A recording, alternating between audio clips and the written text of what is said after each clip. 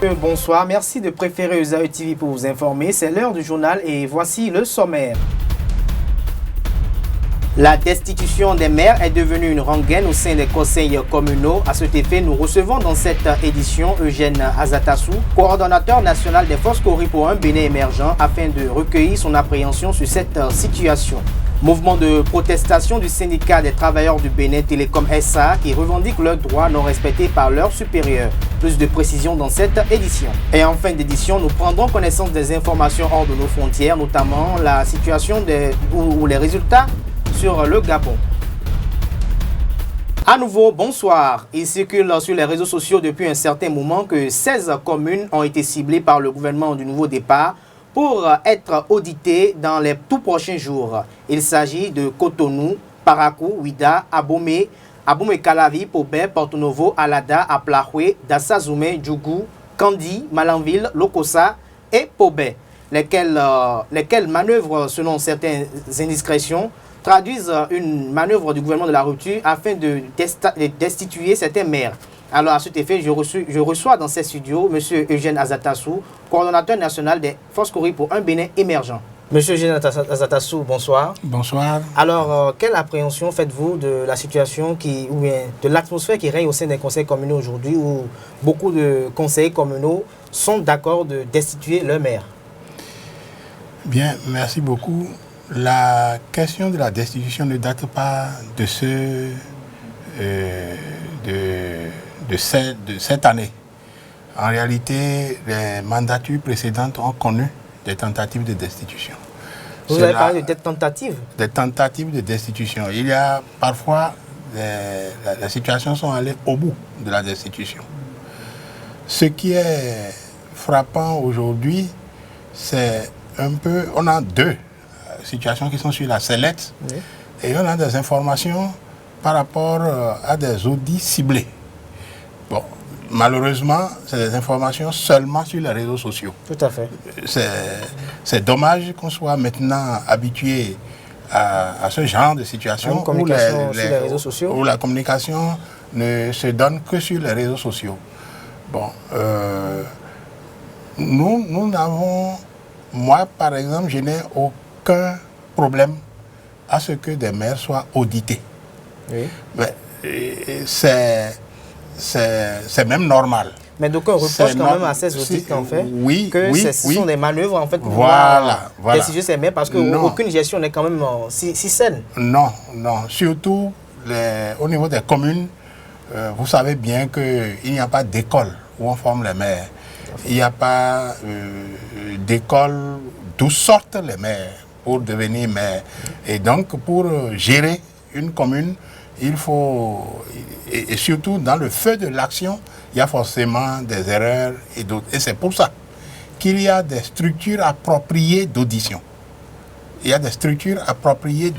Lesquelles par exemple? Bon, il y a les structures au niveau des finances et il y a les inspections au niveau du ministère de la décentralisation. Okay. Vous comprenez? Et ces structures savent de quoi ils retournent. Ils savent d'abord de quel point précis auditer et tout le monde sait que c'est plutôt pour aider les situations, pour aider les communes à assainir la gestion. C'est moins pour réprimer. C'est évident que si la gestion est mal faite, la répression est normale, est naturelle. Mais ce qui se passe ici, oui, c'est que d'abord on a l'information sur les réseaux sociaux et ensuite on ne sait pas comment sont constituées les structures d'audition. On ne sait pas. On ne sait pas comment elles sont constituées et on ne sait pas quel est l'objectif puisque vous dites maintenant que c'est ciblé.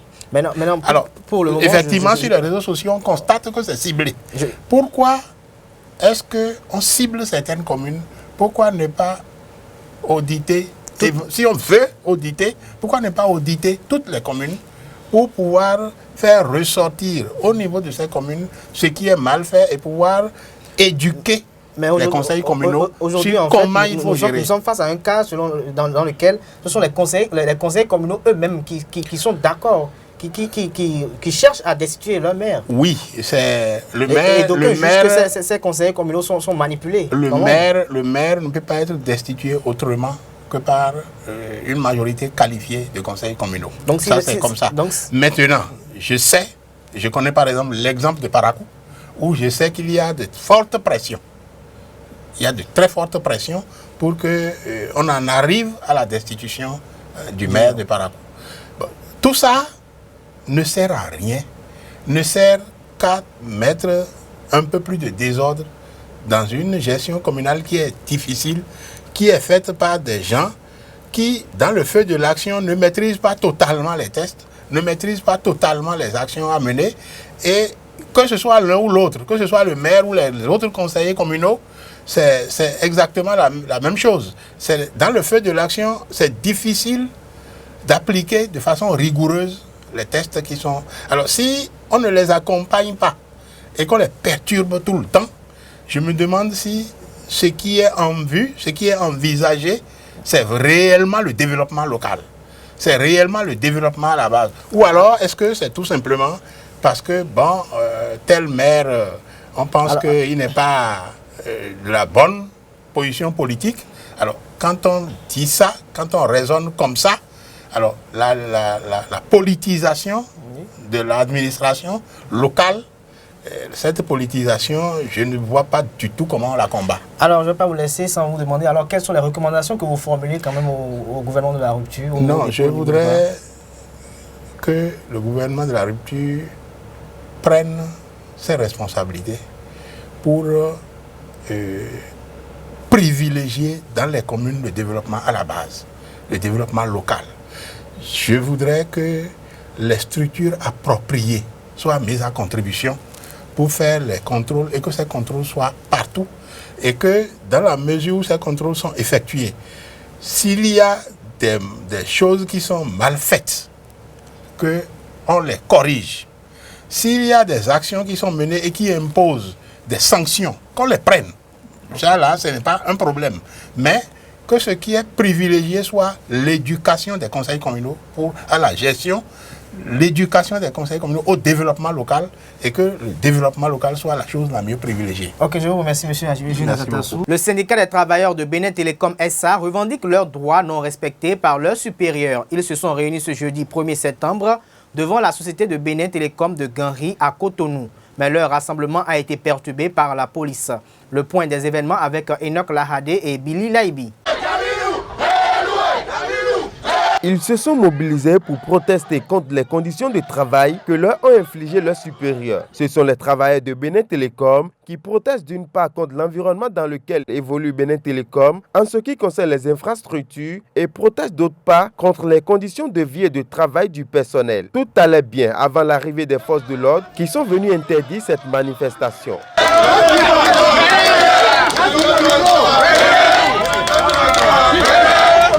Nous avons discuté avec la police. Il est clair que la manifestation a déjà eu lieu. Oui. Ou bien, oui. Applaudissez pour vous-même.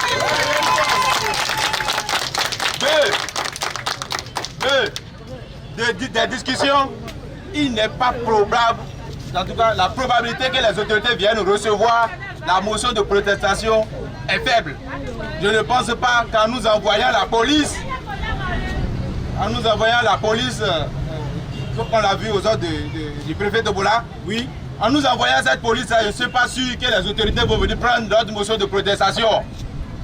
On empêche les gens de s'exprimer. La liberté d'expression et d'opinion est mise en mal à Benin Telecom parce qu'ils ont peur que nous dénoncions leur mauvaise gestion, leur gestion calamiteuse. C'est de ça qu'ils ont peur. Ces derniers se disent pourtant dans leur droit de protester, ce qui ne sera pas malheureusement manifesté devant les autorités compétentes de Benin Telecom. Et pourtant, selon ces derniers, ils protestent pour l'évolution de la société qui, selon eux, est laissée pour compte. Les privés sont là, Bolloré est derrière, et les autres groupes privés, GSM, etc., ils sont là pour sucrer à Benin Telecom, c'est-à-dire dévance Benin Telecom en donnant le service, et c'est l'État, à travers ces structures décentralisées, qui donne ces autorisations à tuer Benin Telecom en retour. Nous ne sommes pas d'accord qu'on ne continue pas à tuer Benin Telecom. Nous avons dénoncé pendant longtemps la licence, la fréquence CDMA qu'on a arrachée à Benin Telecom qu'on a donné au privé, MTN et Move surtout. On a fait, depuis fin de 2014 jusqu'à aujourd'hui, nous n'avons plus l'intégralité de notre salaire. On fait des prélèvements de notre salaire qu'on ne reverse pas. Et nous n'avons pas l'intérêt de nos salaires. Et c'est ça ce que nous voulons dénoncer. La police est venue nous disperser. Ceci n'est pas une première manifestation et ne sera donc pas la dernière, à en croire ces travailleurs qui promettent revenir bientôt. Une éclipse solaire fait l'actualité ces jours-ci. Je vous propose de suivre un élément sur la question avec Bernice Loco. Une éclipse solaire aura lieu le jeudi 1er septembre 2016 au Bénin et dans d'autres pays de l'Afrique.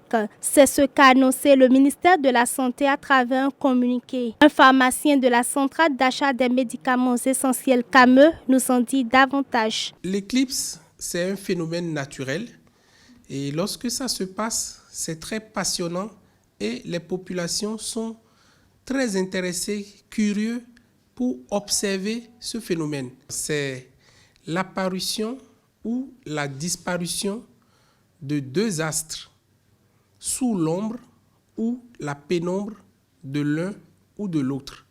Et dans le cas d'espèce, les deux astres, c'est le Soleil et la Lune. Pour observer ce phénomène, des mesures de protection doivent être prises. À cet effet, des lunettes spécialement conçues sont disponibles. L'observation directe du phénomène présente un risque parce que le soleil émet des rayons ultraviolets qui impactent la rétine, c'est-à-dire la membrane du fond de l'œil, de façon irréversible.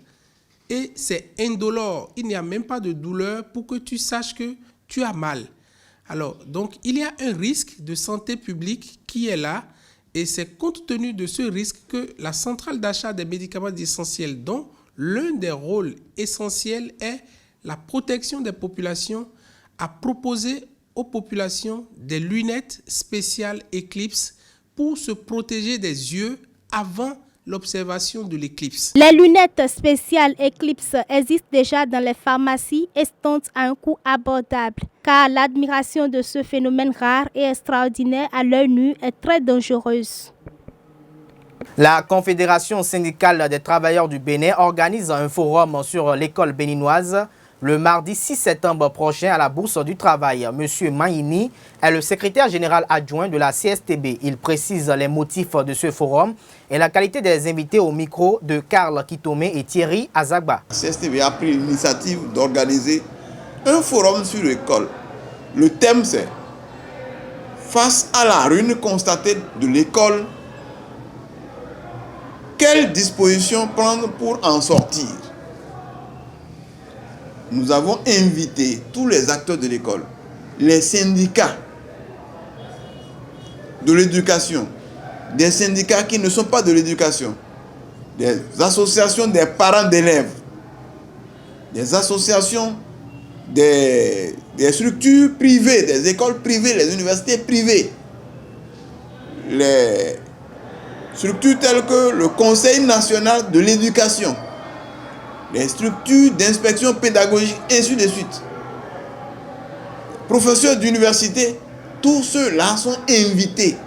Tous ceux qui s'intéressent à la vie de l'école au Bénin sont invités pour que ce 6-là, que nous puissions échanger et sortir de cette rencontre des propositions concrètes. Lorsque des problèmes se posent, il faut bien que quelqu'un prenne l'initiative.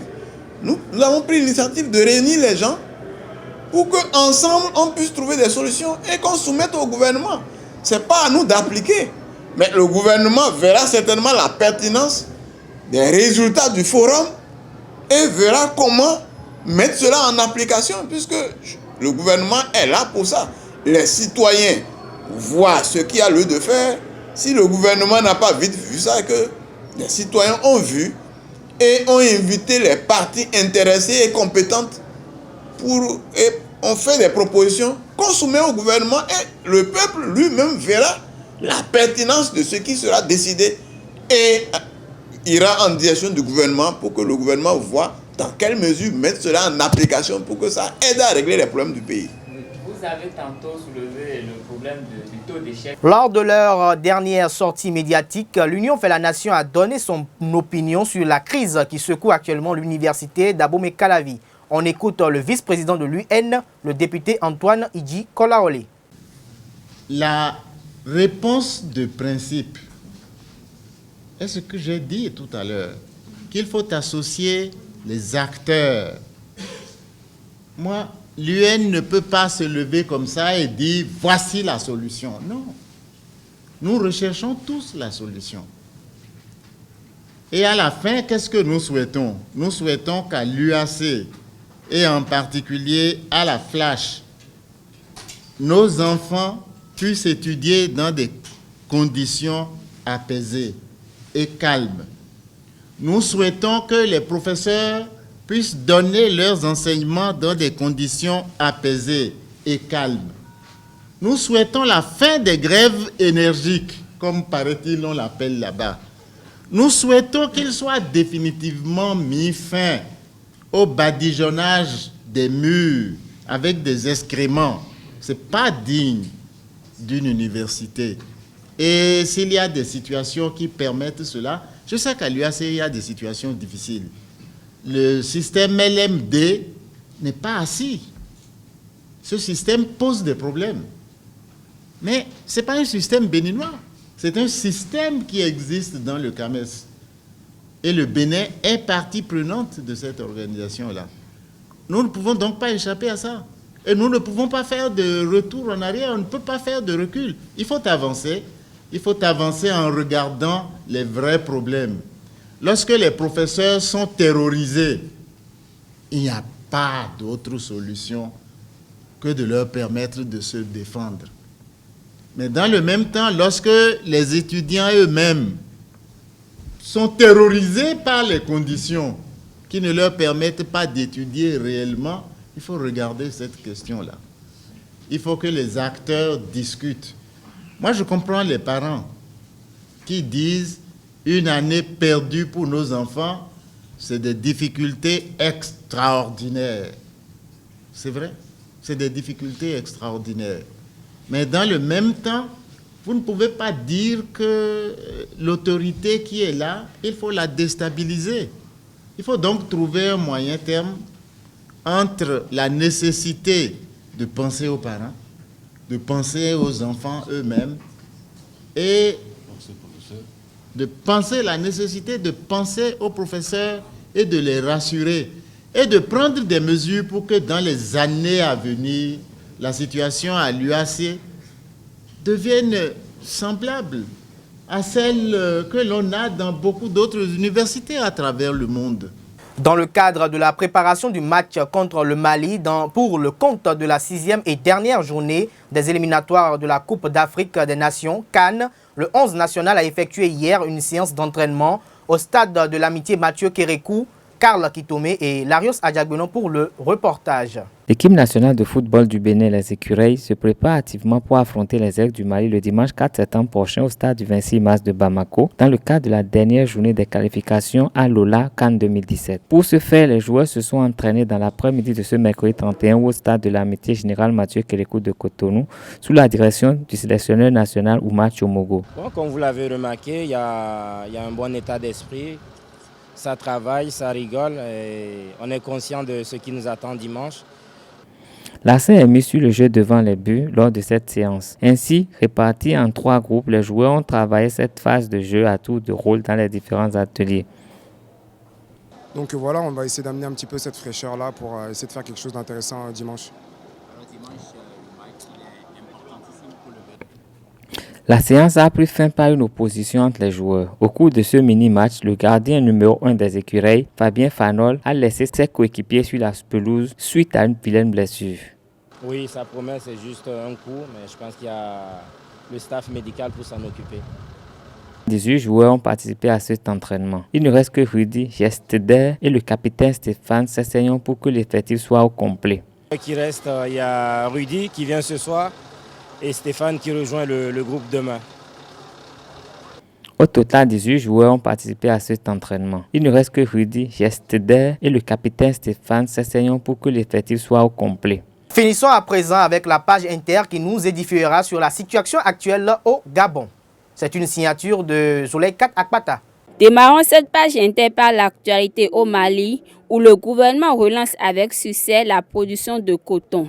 Ibrahim Boubacar Keïta l'avait promis durant sa campagne au Mali. C'est désormais chose faite. Plusieurs mesures ont été prises pour encourager les producteurs. Au Niger, l'opposition se réorganise après le départ pour la mouvance présidentielle du parti MNSD de Seyni Oumarou. Une nouvelle coalition, qu'est le Front pour la restauration de la démocratie et la défense de la République FRDDR, vient de voir le jour avec pour objectif de restaurer la démocratie confisquée. Au Gabon, quelques heures après l'annonce de la réélection d'Ali Bongo à la tête du Gabon, le quartier général de son principal opposant Jean Ping a été pris d'assaut par les forces de sécurité dans la nuit d'hier à aujourd'hui, jeudi 1er septembre. Cette attaque a fait au moins un mort et 16 blessés selon l'opposant Jean Ping. Toujours au Gabon, la communauté internationale appelle au calme. Des réactions internationales se multiplient quelques heures après l'annonce des résultats officiels de la présidentielle gabonaise. Cette élection gabonaise est scrutée de l'étranger. Et tous demandent la publication des résultats par bureau de vote. Pour la France, il en va de la crédibilité du scrutin et de la réputation du Gabon sur la scène internationale. Le ministre français des Affaires étrangères, Jean-Marc, assure que, par souci de transparence, il est nécessaire de publier tous les procès-verbaux. Au Tchad, le Parlement est appelé à serrer la ceinture. En raison de la crise économique que traverse le pays, les députés sont amenés à réduire de moitié leur indemnité. La décision a été approuvée le lundi 29 août par la direction de l'Assemblée nationale. Toujours au Tchad, 49 militaires ont été déportés à Our, dans le Tibesti, dans des conditions extrêmement difficiles pour n'avoir pas voté Idriss Déby à la présidentielle du 9 avril. Le procureur de la République a mené son enquête, notamment sur le cas de 5 militaires donnés pour morts. Mais ils ont été montrés à la télévision bien vivants et le procureur assure qu'aucun militaire reçu dans son bureau n'a évoqué des sévices ou tortures. Le dossier a été classé sans suite. Rappelons que le 9 avril, où les militaires arrêtés ont été conduits dans des locaux de la présidence. Au moins 2 d'entre eux ont pu s'échapper. Finissons cette page inter en République démocratique du Congo, où la cérémonie d'ouverture du dialogue national commence ce jour, jeudi 1er septembre 2016. Cérémonie officielle entachée par l'absence de poids lourds de l'opposition, UDPS, G7, Dynamique, MLC. Ils réclament toujours la libération des prisonniers politiques, la libération des médias proches de certains partis politiques, ainsi que le changement du facilitateur. Mesdames et messieurs, c'est la fin de cette édition. Je vous remercie de l'avoir suivi. Merci d'avoir téléchargé également ce journal. On se retrouve demain pour d'autres informations sur les www.ezaetv.com. Bonsoir à vous.